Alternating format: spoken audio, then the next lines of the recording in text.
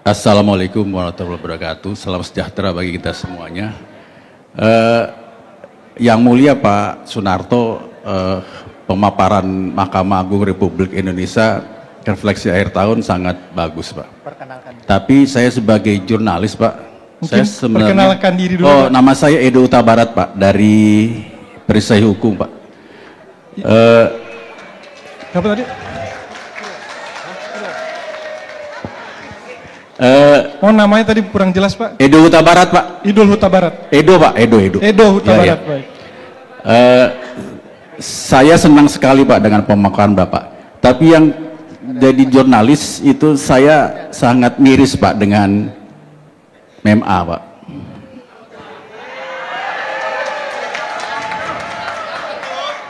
Benteng terakhir hukum di Indonesia adalah MA, Pak.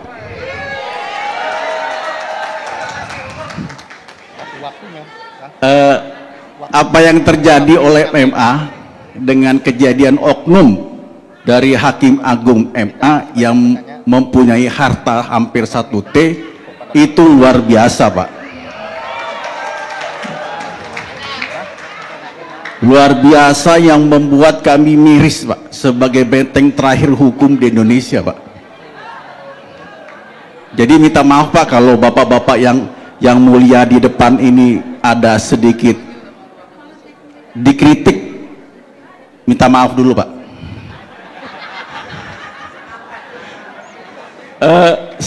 Itu yang mengganjal, Pak, selama 2004 ini, Pak, yang banyak Markus, Pak, maklar kasus yang ada di sini, Pak. Saya nggak tahu, Pak, PK itu diputuskan, maaf ini tanda kutip, sepihak tanpa ada. Ini kalau di pengadilan itu kan ada sidang, Pak, yang ditonton oleh terbuka, ada jurnalis juga bisa lihat gitu. Tapi kalau di MA ini kita nggak bisa lihat, Pak, bagaimana keputusannya ditolak atau diterima. Yang ada di MA itu apa, itu sudah ditolak gitu aja, sudah diterima gitu aja, Pak. Jadi dalam arti, dalam tanda kutip, itu berarti sidang tertutup gitu, Pak. Jadi sebenarnya itu, Pak, unek-uneknya, Pak, dari kita, Pak, jurnalis, Pak.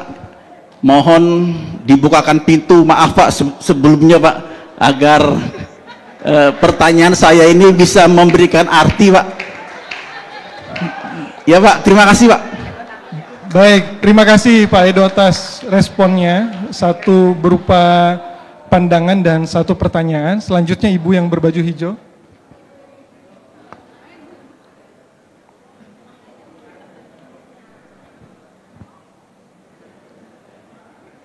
Mohon dibantu mikrofonnya itu.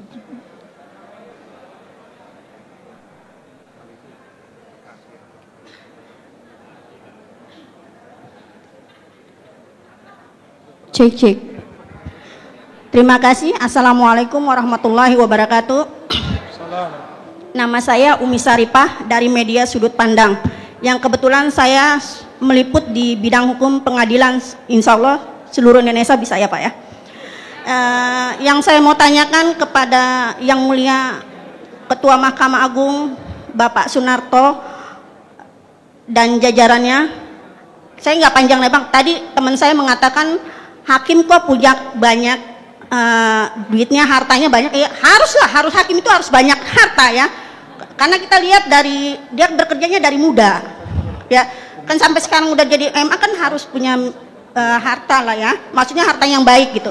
Yang saya mau tanyakan, Pak, ini saya biasa ngeliput di pengadilan, itu orang sudah menang di PN tingkat 2, tingkat 3 sampai MA, itu dia hanya secari kertas saja, jadi dia tidak bisa menguasai gitu, ya, Pak. Saya tidak sebutan perkara yang mana. Terus yang kedua, ini masalah ini, Pak, PK itu ada bakunya nggak sih, Pak? Ada PK kedua, ketiga, ada nggak, Pak? Misalnya yang saya mau tanyakan. Jadi orang tidak bisa hukum itu kayak karet. Jadi tidak bisa orang yang menang kalah bisa mengajukan PK lagi. Ada bakunya nggak sih, Pak, PK itu? Yang ketiga, Pak, ini mengenai SIP, Pak, kalau bisa di tiap-tiap pengadilan itu ada SIP, jadi orang bisa, masyarakat umum bisa melihat tentang kinerja dari peradilan. Ada banknya gitu Pak, misalnya, atau hakim saya tanya gitu, nanya perkara, nggak ada yang tahu perkara ini. Jadi peradilan itu harus punya bank data. Kayak kita wartawan itu ada bank datanya. Kalau misalnya berita tanggal berapa, tahun berapa, kita ada datanya, jadi tahu. Terus yang ketiga Pak, ini Pak, maaf ya Pak, saran saya, masalah kamar mandi Pak. Saya kalau lihat di pengadilan, gedungnya megah, tapi kamar mandinya maaf kata jorok gitu ya Pak ya. Itu aja. Makasih Pak, kalau bisa diperbaiki Pak. Saya kan orang hukum juga, wartawan pengadilan, jadi malu sebagai anak ngadu pada orang tuanya gitu. Assalamualaikum warahmatullahi wabarakatuh. Waalaikumsalam warahmatullahi wabarakatuh. Terima kasih Bu Umi, ada 3 pertanyaan dan 1 saran. Tadi Bapak yang pakai topi yang sebelah, ya. Yang sebelah sana. Ya. Cek. Temani ya. Silakan Pak. Assalamualaikum warahmatullahi wabarakatuh. Selamat siang yang mulia Bapak Soeharto, Ketua Mahkamah Agung Republik Indonesia, Bapak Haji Soeharto, Wakil Ketua Mahkamah Agung bidang non-yudisial yang kami hormati. Pertanyaan saya Pak, saya Samsul Bahri dari pinisi.co.id Pak. Pertanyaan saya yang pertama untuk pembenahan pemberitaan. Jadi di grup media MA yang saya ikuti itu Pak, saya lihat itu pemberitaannya hanya di lingkungan Mahkamah Agung saja. Di tingkat pengadilan pertama itu malah tidak pernah ada gitu. Kalau toh ada itu kami dapati ya dari teman-teman media. Yang pertama Pak. Yang kedua mungkin penting jadi masukan buat petinggi Mahkamah Agung dengan beberapa kalinya ini polemik yang diterpa di Mahkamah Agung, dibutuhkan mungkin rotasi Pak, rotasi ASN hakim di tingkat provinsi,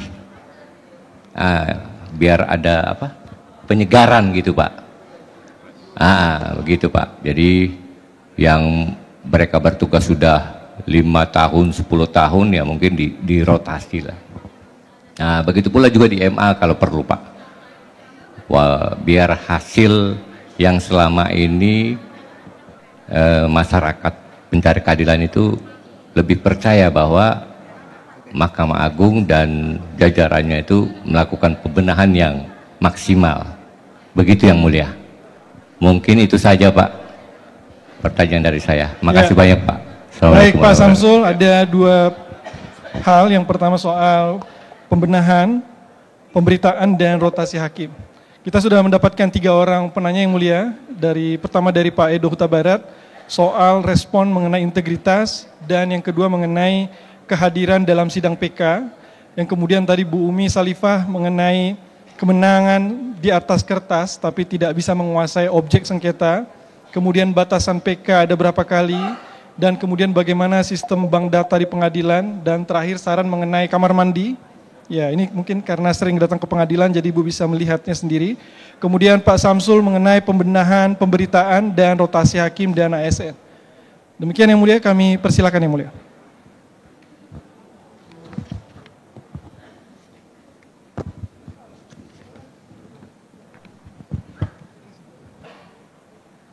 Terima kasih. Pertama saya menyampaikan terima kasih kepada rekan-rekan jurnalis yang telah mengajukan pertanyaan. Yang pertama Pak Edo Huta Barat dari Perisai Hukum ya Pak ya. Saya cuma ingin ngoreksi sedikit bahwa ZR itu bukan Hakim Agung, tapi adalah pegawai Mahkamah Agung, pernah pejabat eselon 1 di Mahkamah Agung. Dan sudah purna bakti sejak tahun 2022 awal kalau nggak salah, di bulan Januari. Jadi hartanya yang 1 triliun saya tidak berhak dan saya belum pernah menghitung, membantu menghitung belum pernah gitu loh. Sehingga saya nggak tahu pasti, cuman saya memang di media mendengar seperti itu.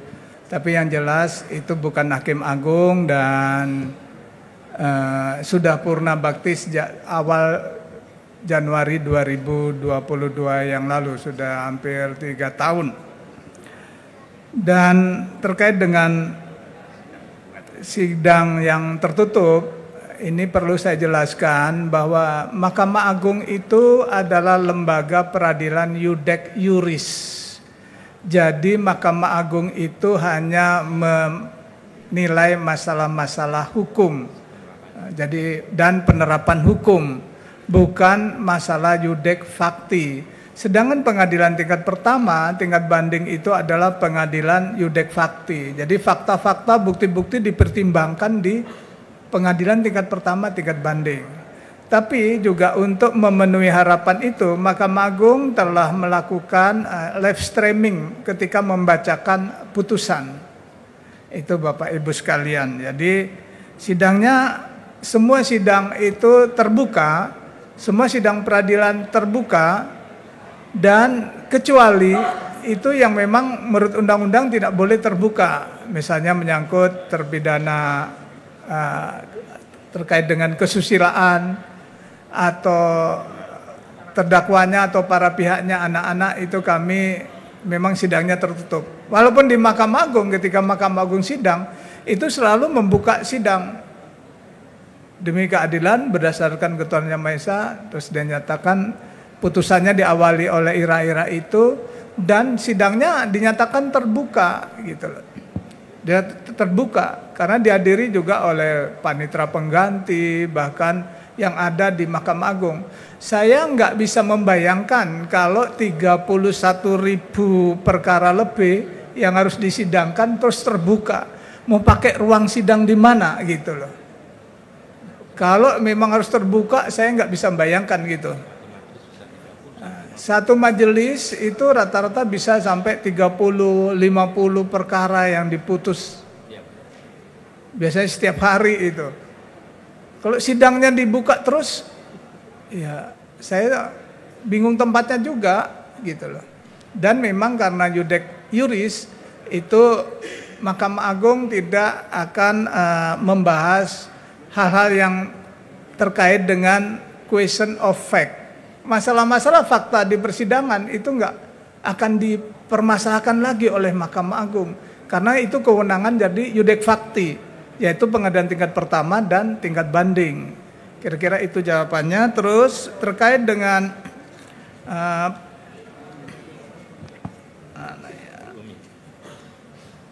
Ibu Umi Sarifah dari media Sudut Pandang. Ini ada putusan di tingkat pertama, tingkat banding maupun kasasi menang, tapi di atas surat aja tidak bisa menguasai. Ada 3 jenis putusan yang dektumnya atau amarnya itu menghukum, ada yang dektumnya itu deklaratif, hanya menyatakan, ada yang dektumnya itu amarnya konstitutif. Yang menentukan amar dektum itu bukan hakim, tapi permintaan atau petitum dari gugatan para pihak yang bersengketa. Hakim tidak boleh nambah-nambahin.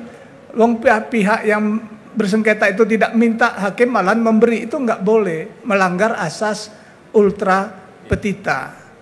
Jadi Bapak Ibu sekalian, rekan-rekan jurnalis yang saya hormatin, mohon dicek dulu Ibu Umi apakah putusannya bersifat deklaratur, hanya menyatakan misalnya tanah itu miliknya Ibu Umi titik. Tapi kalau yang bisa dieksekusi ada kata-kata menghukum. Menghukum si A untuk menyerahkan tanah objek sengketa tersebut dalam keadaan kosong kepada Ibu Umi. Nah, kira-kira itu ada. Kalau tidak ada kata-kata itu memang tidak bisa. Saran saya, ngajukan gugatan baru. Petitumnya, permintaannya cuman mengatakan minta menyerahkan, menghukum si lawannya itu untuk menyerahkan tanahnya kepada yang menang tadi dan minta putusannya serta-merta, yudbar far biforat. Jadi walaupun banding kasasi PK itu masih langsung bisa dilaksanakan putusan itu. Yang berikutnya Bu Umi tanya sebenarnya PK itu berapa kali? Sebenarnya 1. PK itu adalah upaya hukum luar biasa. Ada 2 jenis upaya hukum. Yang pertama upaya hukum biasa, banding dan kasasi. Yang kedua adalah hukum luar biasa. Hukum luar biasa itu adalah upaya hukum yang merupakan penghargaan diberikan oleh negara yang sifatnya sebenarnya harus selektif. Dan memang hanya 1 kali PK itu. Tapi Mahkamah Agung mengeluarkan surat edaran Mahkamah Agung nomor 10 tahun 2029, bila mana ada pertentangan antara putusan dengan putusan yang lainnya yang sama-sama berkekuatan hukum tetap, maka dibuka peluang untuk melakukan PK 2 kali. Jadi PK hanya sekali, kalau tidak ada pertentangan putusan itu tidak akan diterima oleh Mahkamah Agung. Putusannya akan ditolak oleh Mahkamah Agung. Itu prinsipnya Ibu Umi. Terus peradilan harus memiliki bank data. Kami sebenarnya punya SIPP yang bisa diakses oleh siapa saja itu, Bu. Jadi bank data kami di tingkat pengadilan itu bisa diakses gitu. Terus terima kasih ini pengamatan Ibu, sangat berterima kasih karena kami pimpinan Mahkamah Agung kalau ke daerah mungkin nggak sempat melihat toiletnya. Tapi ketika saya masih di pengawasan, tempat yang saya kunjungi adalah fasilitas untuk publik. Toilet, ruang tahanan, ruang tunggu sidang. Itu yang kalau saya waktu masih di pengawasan, sekarang sudah tidak di pengawasan dan jarang turun. Kalau dulu hampir tiap minggu turun ke pengadilan-pengadilan. Tempat yang saya kunjungi pertama adalah toilet untuk publik, bukan toilet untuk pimpinan pengadilan atau hakim atau pegawai. Biasanya pasti dibersihkan. Tapi yang publik, nah, saya numpang ke toiletnya itu di tempat publik. Biasanya itu yang lihat. Terus sama ruang tahanan. Kebersihan itu standar yang kita terapkan adalah kebersihan toilet di ruang tahanan di pengadilan itu harus sama dengan kebersihan toilet ketua pengadilannya. Itu standarnya. Kalau ada yang berbeda begitu, kita akan melakukan tindakan tegas itu. Jadi lembaga ini memang sengaja dibentuk untuk mewujudkan tujuan kita bernegara. Jadi pelayanan publik yang menjadi perhatian utama kita. Bukan untuk melayani para pejabat kita.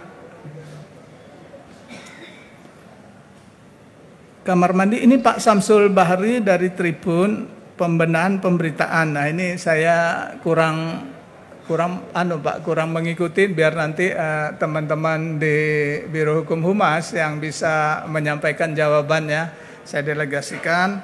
Terus masalah mutasi atau di istilahnya rotasi hakim, kami ada 2 istilah. Yang pertama mutasi hakim atau aparatur peradilan, yang kedua promosi hakim atau aparatur peradilan. Itu diatur dalam surat Keputusan Ketua Mahkamah Agung nomor 048 tahun 2017. Jadi sudah diatur, Pak.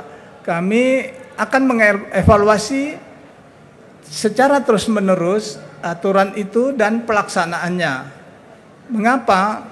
Karena mungkin di pelaksanaannya berbeda dengan di aturan itu. Tapi tetap kami akan konsisten, akan menerapkan aturan pola mutasi dan promosi itu secara transparan dan akuntabel.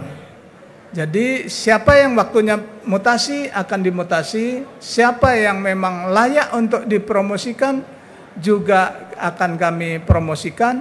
Dan ketika melakukan mutasi itu timnya besar, Yang pertama itu dipimpin oleh Wakil Ketua Mahkamah Agung. Ada yang disebut dengan nomenklaturnya adalah pra-TPM, pra-tim mutasi. Saat itu dihadiri oleh Wakil Ketua Mahkamah Agung bidang non-yudisial, Ketua Kamar Pengawasan, Ketua Kamar Pembinaan, terus perwakilan dari Hakim Agung di lingkungan peradilannya. Ada 2 perwakilan dari gender, yaitu dua orang hakim agung perempuan yang juga ikut di situ, dihadiri oleh Kepala Badan Pengawasan dan Dirjen yang terkait serta Direktur Pembinaan Teknisnya. Itu sangat besar. Setelah selesai di tim mutasi promosi, maka baru dibawa ke rapat pimpinan yang langsung dipimpin oleh Ketua Mahkamah Agung. Lebih lengkap lagi, seluruh pimpinan Mahkamah Agung akan hadir di situ, ditambah dengan aparatur atau pejabat yang ada yang telah mengikuti pra-TPM. Jadi seleksinya sangat ketat, Bapak Ibu sekalian.